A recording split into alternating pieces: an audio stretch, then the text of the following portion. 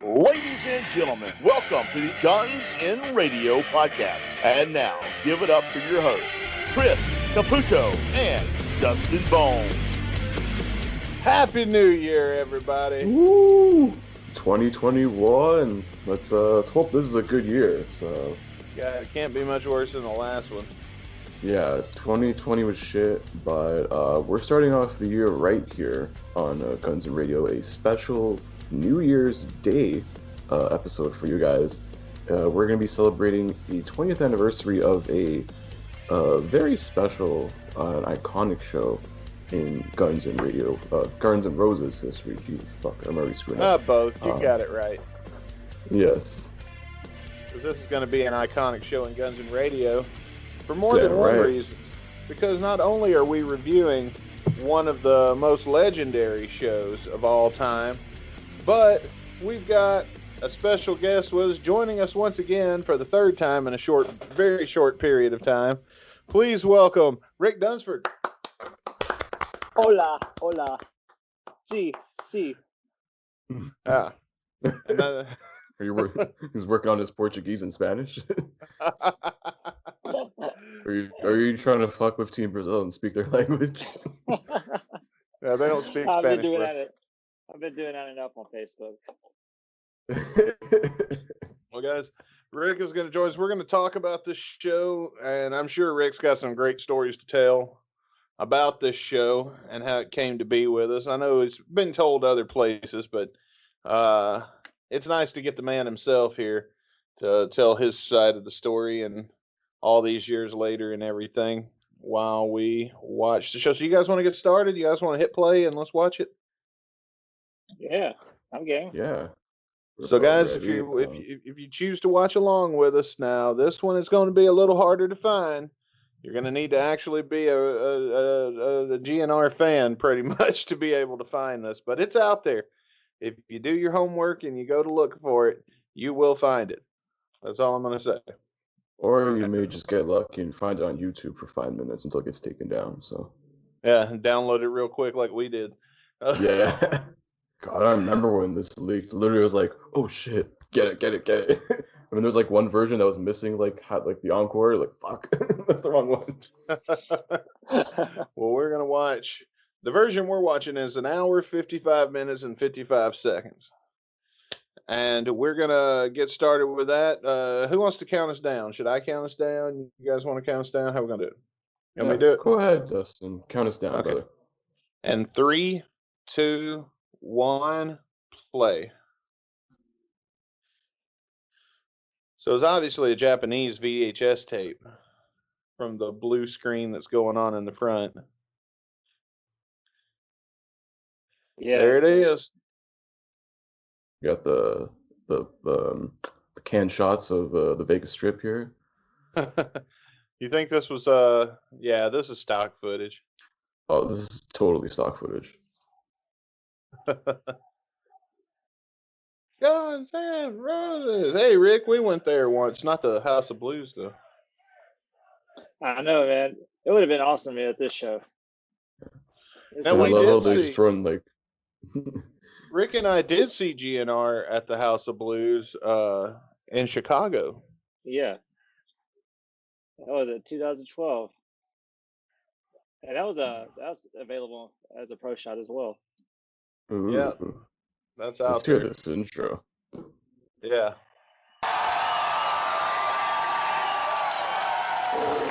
Oh, hi. Didn't hear you come in. Sorry I can't be with you tonight. Electromagnetic rays. Boy, where's my fucking red band? Where's the fucking bedpan? Was that Fernando?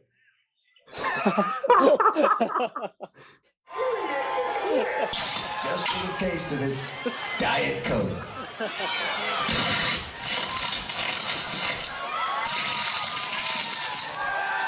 Well, Happy New Year. Enjoy the millennium. And hope to see you soon, boys and girls. But right now, Uncle Axl has a date with cleanliness. And we all know that cleanliness is next to, well, you get the picture. Such a weird cartoon. I just don't get it. Yeah, I remember seeing this cartoon on the Rio Yeah. 2001 Rio. I think they only used this in 2001, and it was like just like him poking fun at himself and like all these like the press and shit were saying about him. I like this one though when they used the Exorcist 3 line. Fuck. Okay, That's so like that's- the greatest intro. I was about to ask what that was from. Yeah, I looked it up after. I was like, oh, Exorcist 3. I was like, oh, sweet. Yeah, I love this intro, man. It just, to me, it fit the band perfectly at the time. Yeah, for this Chinese democracy era, why not? Yeah. Well, the early democracy era. Yeah. Like And when I got to the 01, second half- 02, I think. Yeah, 02 was the Yeah. last time they used this one. I'll Yeah, always man. be partial to the Dexter theme just because that was the first one I saw.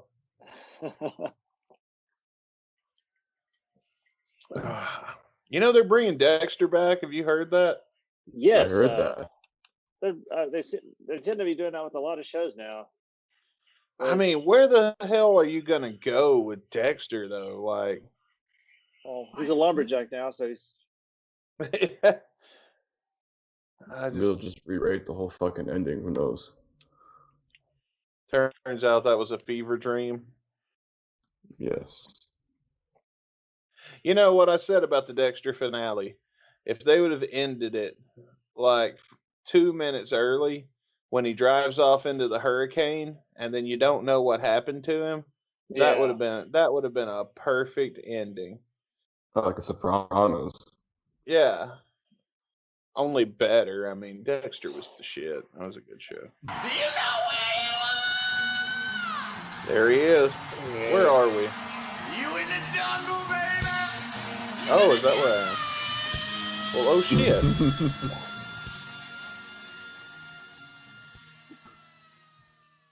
He still had it back then. I mean, he's a little Oh, rusty, hell you yeah. can tell. Oh, it's crazy. That was like the same night the Goo Goo Dolls had a show, and they had to clear out, and then Guns fans got to go in shortly after their set was over, and they had to do all this in one night. Huh. So this is like 4 in the morning. It was pretty Actually, late. 3:30 something. Yeah. It was a really late show. Yeah, because the doors were at 1 a.m. And then they didn't take the stage till like 2.5 hours later. And by the time it was over, it's like 5 in the morning. Go figure. And just But in Vegas, imagine like the people like walking out like zombies. Well, I mean, like, when we did the Vegas shows, I mean, we didn't even sleep at all. I don't even think, man, it was Dude, rough. we slept like fuck. The time that there's 2 Vegas experiences. There's time we was together and the time we went separate. And the time we was together, I know we maybe slept 4 to 6 hours the whole trip. And that's being generous. I was so excited when I got there, I couldn't sleep.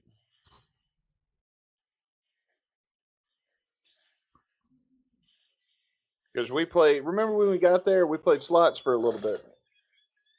Yeah, I remember that. And then we're looking at all the GNR displays they had, which was pretty neat.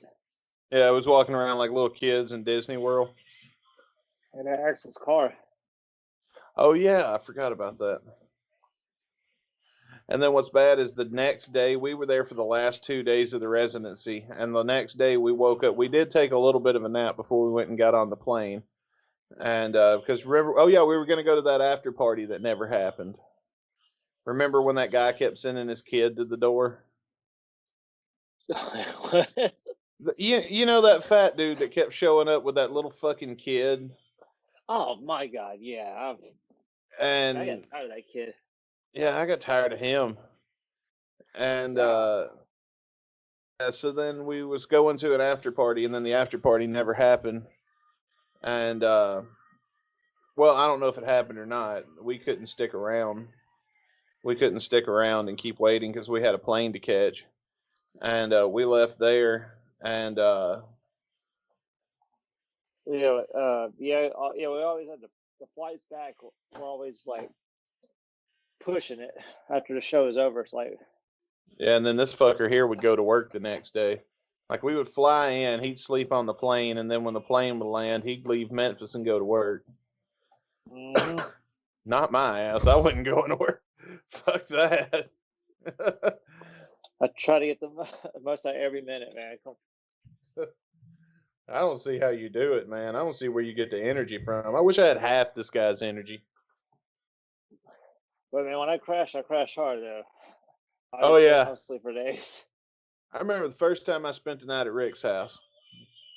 I thought he walked outside or something because he was talking, and I was laying there on the couch and we were just bullshitting. We were talking like we are right now, and then all of a sudden Rick quit talking, and I thought he went outside, and so I'm sitting there waiting on him to come back, and I'm like, where the fuck to go? So I opened the door and look, and I go to open the door and he's locked, and it's locked. So I'm looking out the window, all the lights are off, and there he is. He's still sitting in the chair, and he's just like somebody flipped a switch. Yeah, that's pretty rough, man. It's hard to stay awake, man. Like I'm always going 100 the whole day. Welcome to the jungle. I got to get me some of them shades. I'm still pissed that the VMA rehearsals haven't leaked yet. I know. What took that so fucking long? I mean, who Dustin, wants you that? want those? Dustin, you want the shades? I want the fucking dragon shirts. Fuck that. The bowling shirt? This is bowling shirt, Axl. This is Chinese dragon shirts and track pants, Axl. You know what? If you could take him and Guy Fieri and put them side by side, you'd think they were brothers. This is Guy Fieri Axl. That's the name of this era, because he's got the Guy Fieri shades. He's got the bowling shirt. All he needs is a fake tan and some spiky blonde hair. Wow. Well, in all fairness, though, this is 20 years ago. So the guy had that look back then. I mean, I don't know. I don't even think Guy Fieri was a thing back then. I know, that's what I'm saying. So did he just stole an Axl's look? Maybe that could be it. Ooh, it's good. It's good inspiration. Yeah. See, that's what we do on this show. We put shit together. The guy could totally be at this show right now, or during the time it was recorded. Let's see if anybody gets Flavor Town. Let's see if anybody gets kicked out at this part of the show. Well, someone did get kicked out early in the show. Really? No, Slash. I don't know if it was this one. Is that the Slash? Yeah, Slash showed up. Slash showed up and then was told not to come. He couldn't come in. That was at the joint ones though. At the end of that was this the joint year, ones? the 2001. Yeah, I think it was one of those two. Like he actually was on like the guest list, whatever. And then they're like, "Nah, let's just not have him here," because like Axl's probably like going to be freaked the fuck out. Yeah, I know he showed up to a show and then was told he couldn't come in. Why would you want to, though? I mean, fuck, that'd be like crashing your ex-wife's wedding. And then he write about it in his book. It's been so long since I read that fucking book. You got me that book. You know that? You remember that? Yeah. I still got it here, too. It's in that, Oh, hey, look.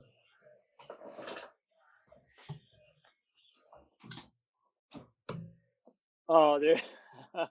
All my shit's coming down because I'm packing this room for the move. We're taping this out of order, if you hadn't figured that out, folks. Well, you know what, though? Speaking of books, any of you read Matt's book? I've got a copy not. sent to me, but I can't read a book. Just haven't got a chance to it. Well, dude, just read the last 2 chapters, and then you'll get the best read out of that. I have to have, like, when I'm reading a book, I can't read a book on my phone. Like, it can't hold my interest that long. I have to have a paper, like, I don't know, something about when it comes to reading a book, I have to hold it in my hand. I tried ebooks, and they just... I can see your PDF, and you can print it off and read it like it's a script or something. I was planning on doing that, like printing out the PDF eventually. It's a pretty good book. I might print it out and get somebody to bind it for me so I can make like me a book of it, like a real book. Put it over in my collection. I have traversed a treacherous sea of horrors to be with you here tonight. Yes, for so long we only had just the audio. Happy New Year. Yeah, it was like a crappy bootleg audio. Someone like snuck in like a recorder into it or something. Hey man, but back then that's the only way. You didn't have fancy phones and stuff like that. You had to do sneak in like little recorders and stuff. Now it's just so easy to you get it. Yeah. Yeah, because you just literally do it from your phone. If you have enough space on there, fuck it. I mean, they make them like that now, man. You can do it in 4K now. Yeah, my phone's got 4K. I just haven't figured out how I'm gonna utilize that. That's why I made a TikTok. See what happens. Because where's the waste of my fucking time? I don't understand TikTok. I posted some GNR videos on there, but I don't know. I don't get it. It's for looking at girls do jumping jacks and occasionally get a giggle out of some funny video. It's basically Adderall for and cocaine for Gen Z. That's it. Won't leave me alone. We don't do drugs. We watch TikTok through fucking cool shit. No. TikTok, man. I barely kept up with the whole Instagram thing. You know, I'm just Facebook, Twitter, and Instagram, and I don't want to go any further than that. I've got to where I don't like Facebook anymore. I prefer, you can find me. I pretty much live on Instagram, but I don't hardly post that much. I mean, Facebook Messenger is there to talk to people, and then after that, I mean, every now and then I'll share. When I share 4 or 5 things at once, and then you won't hear from me for a month. Well, yeah, I don't know. Facebook is just, I'm just so used to it. Then I'll just kind of just put what I put on there on the other outlets. But let's be real, MySpace was so much better. Oh hell yeah! Hell yeah! That's how we first listened to Chinese Democracy. Remember that? They put it on MySpace a week before it released. Yeah, dude, I remember that. It was the most streamed album at the time. Something like that, yeah. Hadn't even come out yet. Didn't you go to a listening party when it first came out? Yes, I went to Atlanta because the whole thing was. Fuck, you went to somebody's house? No, it was some venue.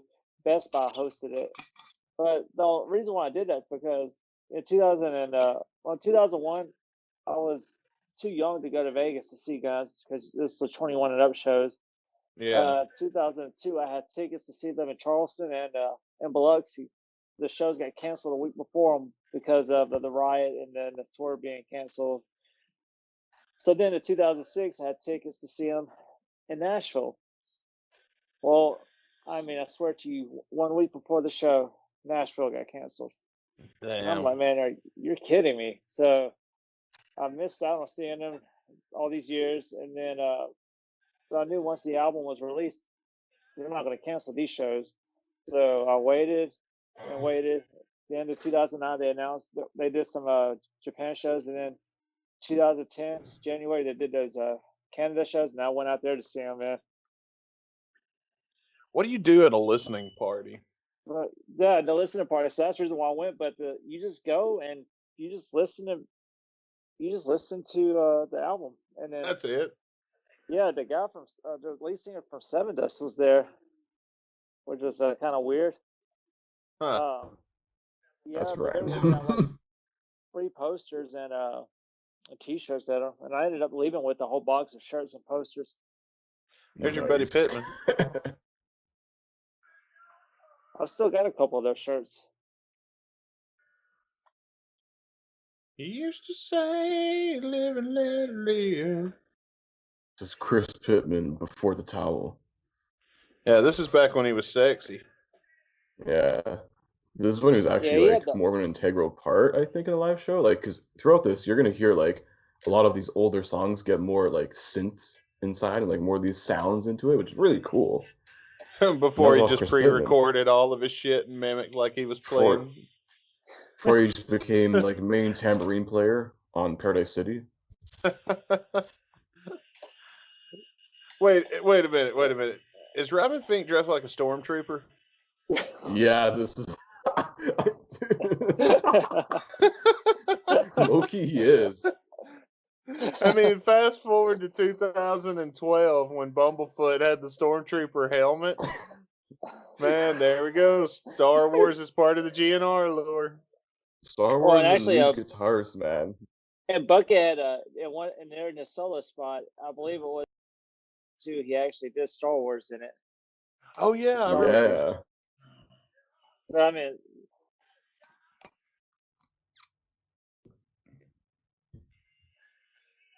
This is right before the no eyebrows, cornrow having Axl.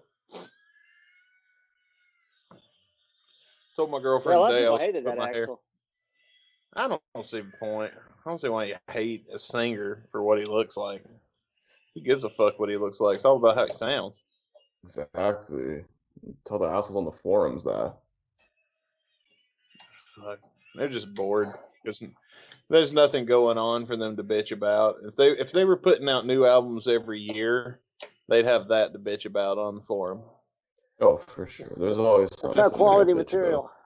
Yeah. But since they don't have that to bitch about, all they can do is bitch about Miles Kennedy and how Axl's fucking dressed and shit. Bow, bow. Have we covered this song yet on our show? We have not. I couldn't remember. This one we have I not. like, I'm pretty. I like the camera work on this show too. I would That's some pretty argue cool- that it's parts of it are better than the one we got in Rio. I don't Yeah, know why well- they wouldn't release this. Yeah, this is Well, much better than Rio, to be honest. You get the world premiere of a lot of songs here too. Yeah, and the camera work is a lot more. You're a lot closer. It's a lot more intimate setting. I don't know. You can just tell this is us. Yeah. Axl's really into it, you know. I just don't understand why he wouldn't release it. Like, what did he hate about this? That Oh, you got to think about it too, though. Like, what took him so long to finally release anything? Like the what was it? The Appetite for Democracy DVD. They couldn't release that until Slash and what was it? Slash and Axl were blocking each other on releasing stuff with Guns music on it. Yeah, So 'cause the problem is with this band is like, yeah. Sorry, go ahead, Rick. No, that's right. But that's less. Yes, a dispute. You know, until they could finally agree. You know, like I think they agreed to let Slash release something, a DVD, and then Slash agreed to let them release a DVD. You know, something like that. I heard to finally get anything released. Yeah, because So what's I their think it's excuse Axl, now? Slash, and Duff own the music. Yep. what's their So that's excuse why. now? Bullshit. I don't know. I've been asking them. I ask that every day almost. Dude, this is like I love this song. This is better than the Rio performance. I'll give you that. Yeah. 'Cause Axl doesn't fuck up in the beginning.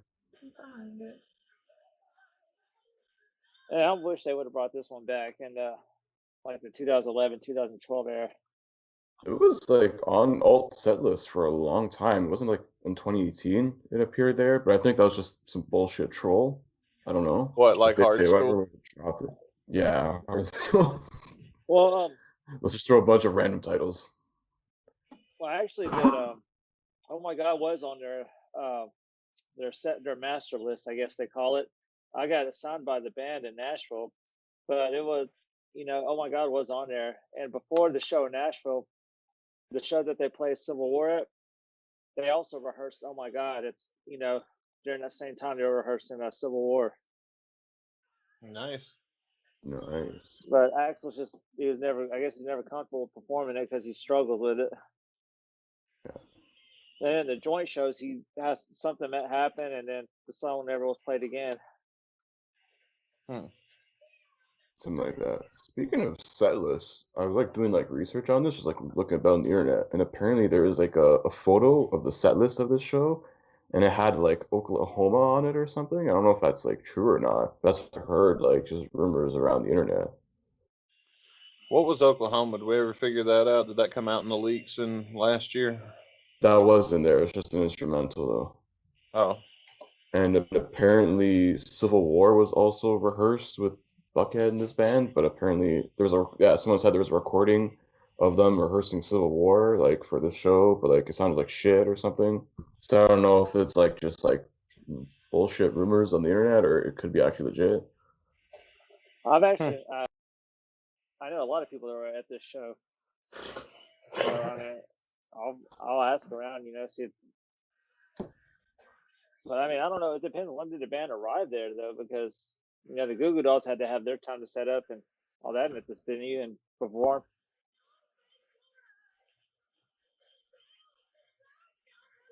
Yeah, apparently they sound checked for this show at like 6 a.m. the day before or something. 6 a.m. That's Wow. from what I read, like somewhere. I think like GNR on Tour, that old website. I like looked at the archives there, or like go around the internet. That's what I found about this show. have you guys seen End of Days yet? Yes. Nope. Oh my God, that movie sucks. Yeah, I only watched it just because of the song. Yeah.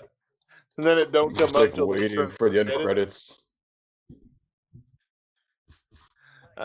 I did share that when I first watched it. I said on Twitter, I tweeted and said I finally watched End of Days. # oh my God, that sucked. Oh, this is where he kisses Paul Tobias' ass. Oh, let's hear what he's got to say. Okay. Someone who's worked very hard to be here and through all the opposition and worked very hard with the former band. Come on out, Hernan. To try to help things work out. And has worked solidly basically every single day for the last 7 years to try to help me have a goddamn band. Miles Kennedy, folks. The original guitar player that I worked with, that I met when I was 12 years old, and we'd argue about who's cooler, Led Zeppelin, Queen, Kiss, or Aerosmith. Ladies and gentlemen, this is Mr. Paul Hughey. The question mark and who the fuck is Paul and what's he look like? And well, now you all know, and you can write home to everybody how it just doesn't work and it just sucks. Fun fact, we now have 2 of 4 shows that Paul Tobias performed for Guns N' Roses on video. Yeah, so guys, send Rick the other 2 and we'll get 2 more. Yeah, the Paul Tobias saga. It finally can be complete. That would be Oh, a hell of a box shit. set. Yeah. This is my jam. Also, I think for the joint shows, if you've seen like the photos for those, like the jacket that Axl's wearing, I think he took that jacket from Paul Tobias. It looks like blue, bedazzled, fucking all this shit. Dude, I would love to see those shows. They're out there. Somebody fucking send those our way, or I don't know. Let's start some deals, negotiations. Come on, hoarders, come at me. We'll send you our episode 0 for it. Yeah.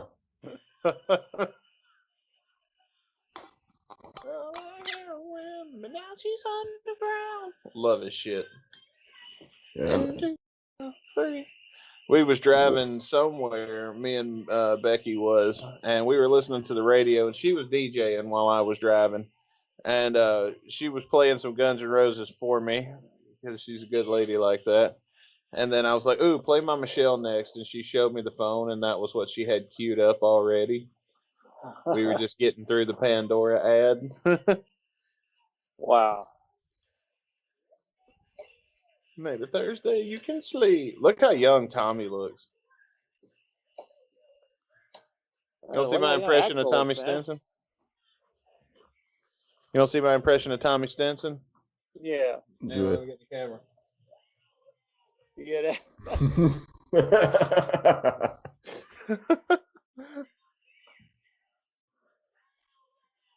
I don't know though, but I kind of got tired of I hated whenever they added like Tommy's song and a Bumble song and DJ had a full song and Richard got a full song in the set list. I didn't hate that at all. I enjoyed Bumble and Tommy's song. I mean, Motivation I don't know, was a man. It's great just song. I look back at it, and it's just like we had this awesome set list, but then you really look at it, you're like, there's a lot of solos in this set list.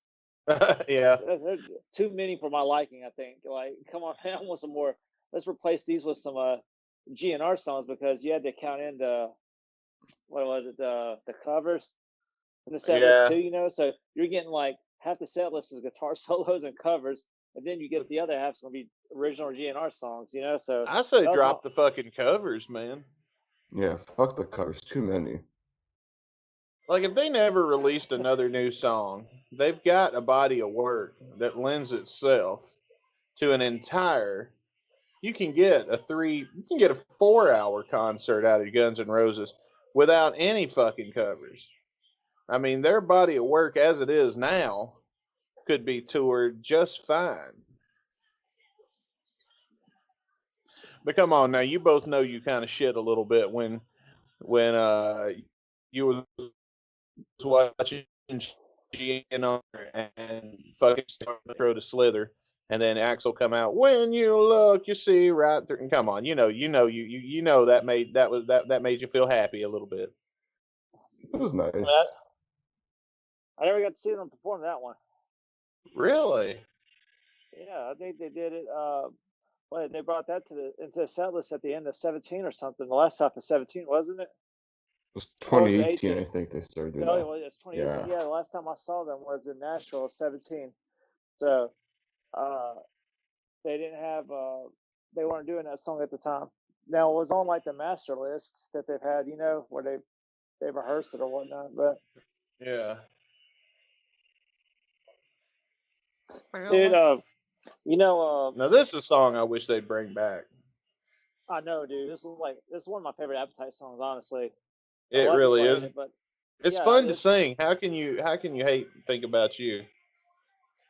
Hey, so when I first got this show here, I just shared this show with two people. One of those was Mr. Paul Tobias. I sent him the show because he wanted a copy of it. He never had a copy of it. Really? So I sent it to him. And then I sent it to Brain. Oh, that's cool. Did they thank you, or did they run tell Fernando? No, they seemed pretty grateful. Brain sent me a bunch of stuff signed. Oh, nice. Nice. Yeah, man, I've got it in my box set. It's just I took out all the other junk bullshit. Put all my Chinese democracy or my cool like special memorabilia stuff in there. That was my intention of buying that. I was waiting until I saw just the box on eBay because I was going to put I keep mine in this big chest over here, like a treasure chest. I thought that would be a much more appropriate. Yeah, man. Fellas, you guys talk amongst yourselves and enjoy the show. Dustin's got to take a whiz. Well, you do that, sir. Yeah, man. This when was the first time you seen them? With the show? No. The first time you seen Guns in general. Like, when's the first time you seen them? 2006. Yeah, around the end of 06. Yeah, they did a little Canadian loop. That's awesome, man. I didn't get to see Fink. That's what I hate too, man. Fink's one of my favorite guitar players with the band. Yeah, I never got to see Bucket, but at least I got Robin Fink, so I'm always grateful for that. It was still a good lineup. The 06 lineup was still great. Oh yeah, dude, solid. Very solid lineup. But it's like you look at this lineup right here, man, and during that time with the Village tracks, the band was so busy during this time, man. I mean, they were on fire at this point. Like, they just come with big comeback shows like this and everything. 2001 was a little iffy, whatever, but looks like they were slowly going somewhere in 02. Like, the album could have been out probably by the end of that year, or like sometime in 03 even. What was it, Rough Mix 1? Dude, that could have been the album right there. Yeah, that's a perfect 10 tracks, that's it. And then, 2 or 3, that's another album right there. Yeah, man, the material was there, but don't know what Yeah, happened, there's just a lot of bullshit internally, other external factors too. It's just a lot of This is shit like that went in. That's a whole nother like podcast episode. You know, the history of this album. all wasted tears right here. All of this is wasted. I have I returned. agree. I've returned with an empty bladder and a fresh glass of whiskey and Coke. Nice. If there was ever a time to get drunk, it's New Year's. Everybody listening is hungover by now. Oh yeah. Just say you can even hear pointing it out here the Pittman synths in the background during this one. You're like, fucking adds so much like layers. It adds to the song. I love this shit. Oh yeah. Yeah, you can definitely hear Pittman in this one, man. I always liked Pittman. I'm a little glad I met him before I executed my plan because I thought it was Rick fucking with me for the longest time. And so me talking to Pittman a lot was me building up to a big finale. Like I was talking to him like I was buying that this is Chris Pittman hook, line, and sinker. And I was getting ready. I didn't know what I was going to do, but I was getting ready to do something fucking freaky because it has to be fucking weird and freaky if it's going to freak Rick out. Because, like, it's really hard to do that. And so I was building up to something. And then when we met him at that after party, and he knew who I was, and he referenced the conversation that we were having on Messenger. And then I was like, oh my fucking God, it really is him. Because I thought it was Rick fucking with me for the longest time. Like how I used to get texts all the time from those dudes from Lizard Lick Towing. Fuck. What was his name? Ricky? Wasn't it? I mean, I think the other guy's name was no. There was a guy's name with Bobby on there. Oh, Bobby, there it is. Wait, have you ever seen that show, Lizard Lick Towing? Never heard of this stuff. You ain't missing nothing, man. It's the most redneck shit. There was a reality show about this tow truck company called Lizard Lick Towing, and we thought That already sounds fucked up. We were watching this. It's the hickiest shit you ever seen. So we thought that it was bullshit. So we get on their website. You remember the day we called them and we talked to the wife on the show? Yeah. We get on their website and I say we call. I called because Rick wasn't going to do it. He talked me into it. And so I called them. And what's her name? Amy? The wife? Yeah. She answered the phone. And we were like, fuck, sorry, wrong number. Remember the time we called Phil Margera? Yeah. He talked to us for a minute. He was nice. He talked to us for a minute. Yeah, we caught a lot of weird people, man. Yeah. Rick had somehow gotten a hold of Phil Margera's phone number. And we called him, and Rick told him Bam gave it to us. Oh, hey, guys. Yeah, how you doing? Wow. Man. Rick has prank called. Nah, I shouldn't tell that. Well, I'm going to tell it anyway. Weird Al. Yeah, that's... That one got recorded, too. It's out there. Rick Dunsford prank calling Weird Al Yankovic. He's a good sport about it, though, man. Whoever's got that recording doesn't know who Rick Dunsford is.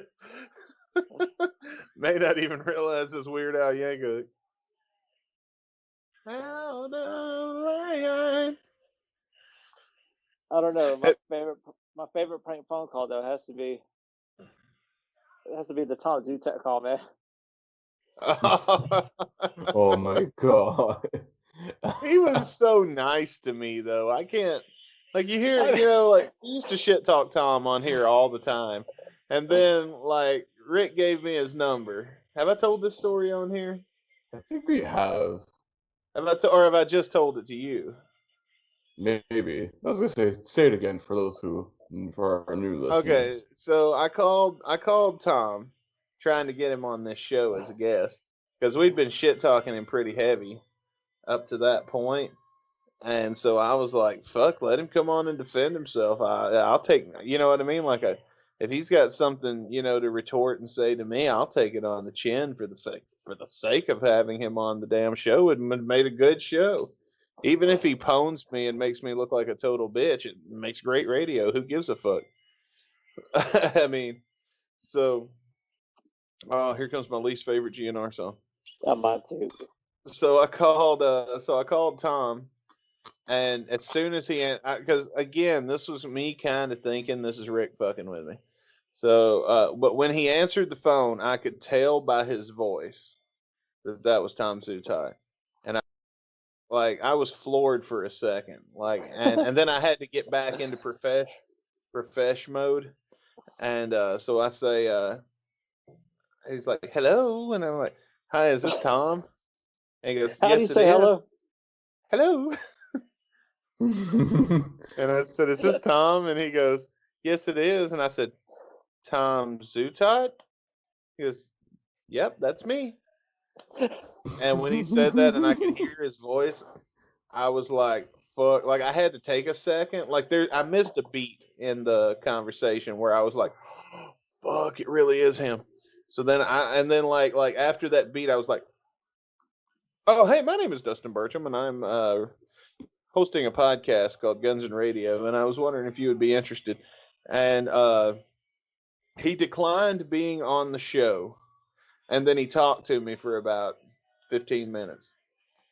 But you can ask me, he's like, you can ask me anything you want. And then after that, I'm not going to talk about what we talked about on the air, just because, it was just, he was being nice. Like, he could have said, hey, fuck you, kid, and hung up, and that would have, you know what I mean? And that'd have been the end of it. But no, he actually took time out of his day to have a conversation with me, just bullshitting about rock and roll and shit. Well, Tom, I've spoken to him quite a few times, man, and he has some fascinating stories, man. Fascinating stories.